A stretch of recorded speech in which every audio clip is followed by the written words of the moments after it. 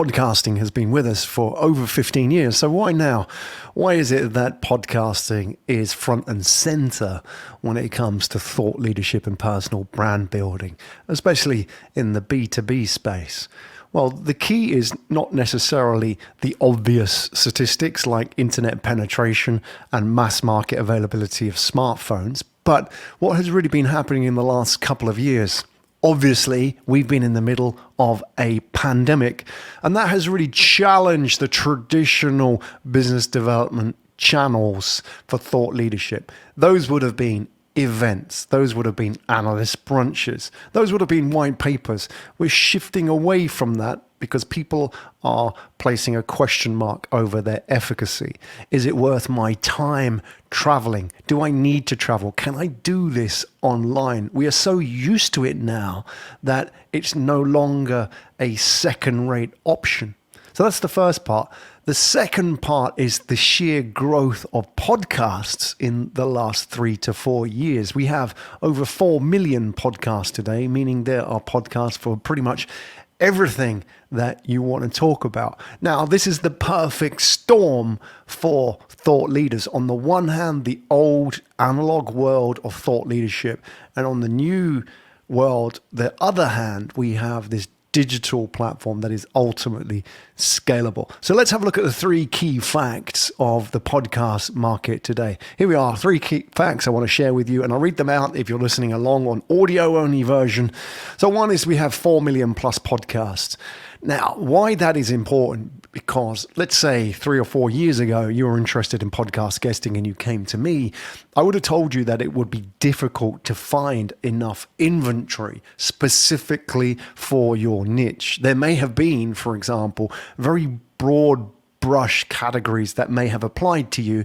For example, marketing or leadership or SaaS, for example. However, now that is not enough. You have to go in very narrow and what we call narrow casting, meaning you can target an extremely valuable, highly aligned audience if you know your audience avatar well. And the audience avatar is one thing I talk about in this 12-part mini-series, how to define it. Because if you can get a better definition of your audience avatar, you can also go in and target these micro niches. And those could be podcasts that have 200 to 2,000 listeners. But I guarantee if those 200 to 2,000 listeners are engaged and the host has curated that community very well, that is an extremely valuable piece of real estate for you. That is far more valuable than standing up in front of 200 people and speaking at a conference, because I guarantee of those 200 people, only a percentage of them are actually interested in what you have to say. So now with 4 million podcasts, there are plenty of niches. And one of the things that we do at Podcast Guesting Pro is we work with you to identify what are the key talking points and how do they match with the podcasts out there. So we have an extensive database of podcasts. We also have good relationships with podcast hosts. We know what's hot. We know what's not. We know how to couch the terms that you're using to talk about your thing and match those with what the audiences want today. Now, the second key fact in the podcast market to pay attention to, and not a lot of people know the difference, is the key definition of podcasts between B2C, business to consumer, and B2B, business to business content. And on the face of it, most podcasts look the same, but they sound very different. B2C content in the podcast space are the big hits. They are the true crime, the history podcasts, the familiar names that populate the top 10s of all podcast rankings. These are the serials. These are the big podcast production houses. Very familiar, well-known names. Now, let's put that aside because that is not our world. That is all about creating advertising inventory. So you want to create a mass market advertising play, which is a piece of real estate that you can sell that advertising to. And for many brands, that may be a more engaging piece of real estate than other forms of advertising, other channels. But that's not our world. We are looking specifically at B2B. Now, B2B means you're selling some kind of business service. You may be selling coaching. You may be selling a SaaS platform. You may be selling some kind of mentoring or consultancy or membership to some community.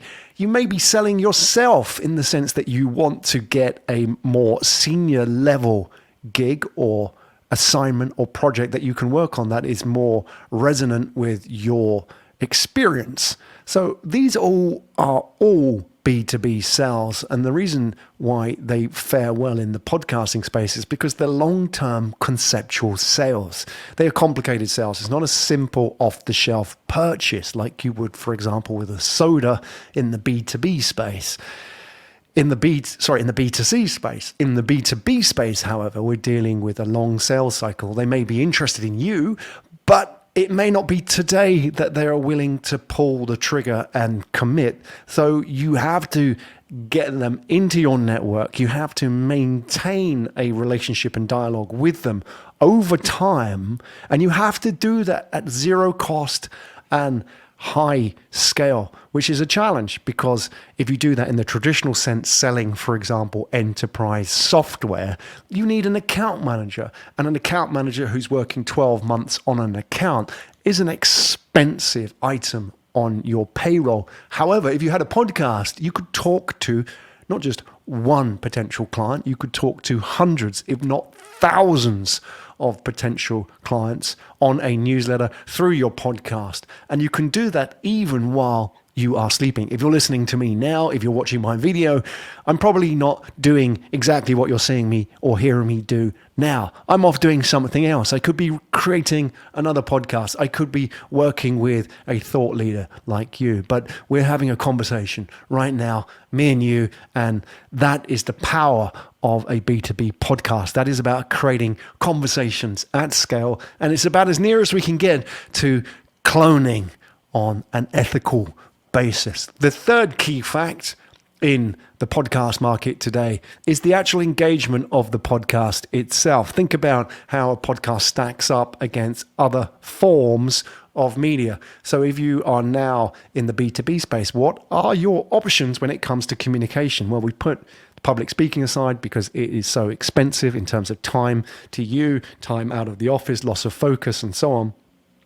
What are your other options? White papers. Do people really read white papers today? What about video? Well, you can do video, but let me warn you, if you're going to do video and focus purely on creating video first content, and by the way, this is a video, but it is audio first content, which is different. The audio is the base and the video is the extra layer on top of that, as opposed to the other way around when you start with video production and then reformat that to audio. The thing is with video is you're competing against an army of teenagers who pretty much are better at it than you, and they can get thousands, if not millions, of views for their videos when you will struggle to get 10% of that. Now that's the challenge, but what a teenager can't do is take his or her experience and put that into the world of podcasting. Like you, if you've got 10, 15, 20 plus years of experience, you can play to your strength in the world of podcasting and create high engagement because you know specifically what the pain point is of the avatar that you're talking to. And again, on my 12-part course, one of the things that we'll go into is identifying the audience avatar. When you know exactly who the you is that you're talking to, you can create high quality engagement because you know the challenges and the frustrations that that person is facing. And the reason why you know that is because you've been 10, 15 or 20 years in the game, in the business. You've lived it, you've heard it, you've sat through conversations with those people, and you know exactly what it is that frustrates them. And that's why they're going to listen to you. That's how you're going to get high engagement rates, not by gamifying attention in a TikTok style way, doing a dance and saying, hey kids, let's talk about SaaS. That's not cool. But what is cool is where you can talk to their pain. You can sit in a conversation and you can give them a human journey. You can show them that you empathize with the frustrations that you're facing, and you are the right person for the job. It doesn't necessarily mean that they are going to buy from you right now, but they will want to be part of your network. They will want to follow you. And that is how you convert unknown audiences into followers. And after you have followers on your list, your newsletter, we talk about how to create a podcast funnel in my 12-part course. The ultimate step is converting followers to fans. And once you have fans, you are a thought leader. So those are the 3 key facts about the podcast market today.